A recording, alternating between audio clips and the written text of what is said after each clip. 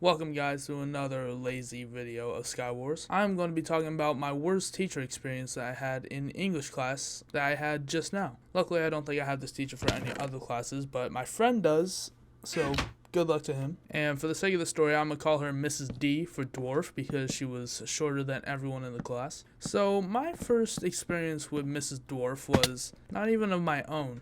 I was kind of just going off an impression that someone else had. It was one of my friends told me that she was probably one of the worst teachers in the whole school. I never really had a reason to hate her or dislike her in any way because I never had her as a teacher yet, but then I look on my upcoming classes I have next year and she was marked as my English teacher. So I'm sitting here like, oh shoot, okay, hopefully she's not as bad as everyone thinks, which she was. Let me just get started. First day, she told us to write a 6-word memoir that described us. So I finish it up and she even compliments me on it. So I'm like, oh, okay, maybe everyone else is just stupid because she seems nice. And then a few days go by and she grades them. I look on the website and it says 6-word memoir, F. And I was just completely baffled. She gave me a compliment on how good it was. So I'm sat here like, oh, so is this what they mean? Is this why everyone hates her? Because she likes to give out Fs? So then I come up to her and I say, hey, why am I getting an F on the 6-word memoir? You said it was really good. And she goes, oh, I don't know where it is. What? Now hold on. I know you didn't give me an F because you lost my assignment. That's a you problem right there. And then I go ahead and step outside the class because it was over, and I look to where she hung up all the 6-word memoirs. Mine was right at the top. And I'm just thinking to myself, oh, you son of a bitch. And I walk back in and I say, is that mine hanging up right there? And she goes, oh yeah, I hung it up. Now at this point, I'm just thinking to myself, oh, this class is going to be a bumpy ride. Now, the one thing that I really found annoying about this teacher is she could not hear for shit unless you're talking to someone else. But here's an example. I'll call her over and I'll be asking for what the definition of a word is. And I kind of say it in a whisper so that the whole class and the whole school doesn't just turn and look at me. But if I say it just a tiny bit quieter than she is able to hear, she'll just go, what? You gotta speak up. And then once she says that, the whole class is just like, huh? And everyone looks up from their books and just starts staring at me and the teacher. I remember one time I got so annoyed at this that I just started saying my question in the loudest voice I possibly could. Hey, what does hard of hearing mean? And the whole class would just immediately go back to reading their books as if nothing happened. Now, here's one of the main reasons why I decided to make this video, because she did something I thought no teacher would ever do. Usually, if you do make a tiny mistake, but everything else is flawless, usually the teacher would kind of just push that thing to the side. I don't know, maybe I've just had pretty laid back teachers. Like, let's say you make an argumentative essay and all the facts are correct and evidence and reasoning is fine, but you're one word below the word count that you're supposed to be at. The teacher wouldn't really care, you know? Yeah, well, my teacher did probably the stingiest thing I could ever even think of. So we were given a task to write a rhetorical essay that was supposed to be 300 words long. And already my soul kind of died when I heard that. But you know what? Whatever. It's a 300-word essay. I could probably get that knocked out in one day if I really tried. So I finish it in class, but then my teacher looks over my shoulder and looks at my essay and goes, it's not in pen, do it again. Now, when I tell you my anger reached a certain point, I was about ready to take the whole table and just yeet it at her. The type of anger that made me want to rip the door off its hinges and joust my teacher with it. And it was kind of at this moment that I realized, yeah, I hate this teacher. So I gave her probably the worst look I could have given anyone that said, I would so love to just toss you outside that window and not save you, but I need this grade. So I go home, probably have steam coming out of my head. I finish up the essay. I go back to school. I put it on her desk and proceeded to be in a bad mood for the rest of the week. Even when I got the essay done, I got like a D on it. And when I saw that grade, I just didn't care. I just wanted to finish it. I'm not gonna lie, I put a lot more effort in the first essay that I wrote But since she made me redo it because it wasn't in pen, it probably lacked in a lot more places than it would have if I just turned in the first one. Now, another thing about Mrs. Dorf that I should probably mention is she has heavy favorites.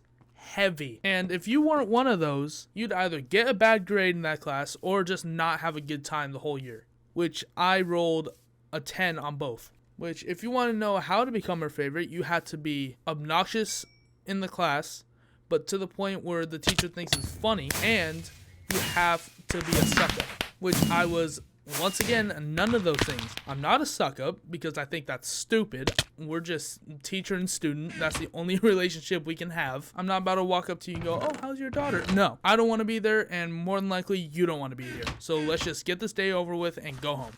But here's the thing. If you weren't one of her favorites and you asked her a question, she would give you a look like, why the hell are you raising your hand? And I'm just sitting back like, oh, I'm sorry. Did I not like your photo of your 17 cats that you have on Facebook? My fault. By the way, that's not an actual reason why she would be mad at me. I have no clue what kind of pet she has. And also, I kind of think that she had a problem with the fact that I wasn't super outgoing in that class. Mainly because I didn't want to be there. But I wasn't the most social person in that English class. I was with one person. And that's because I had him in my classes ever since like elementary school. I've known him forever. So I would be talking with him.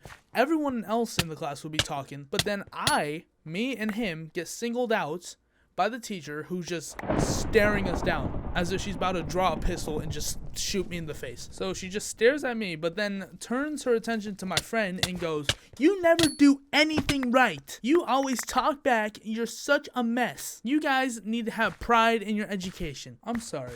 I know you're an English teacher, but where's your reasoning for this? I'm sorry you're like, listen here, broski. What the fuck are you talking about, first of all? This is the first time I even ever socialized with anyone in your class, because this is probably the worst place to be, especially at like 7 o'clock in the morning when not even the rooster's up. You say I never pay attention, but I do.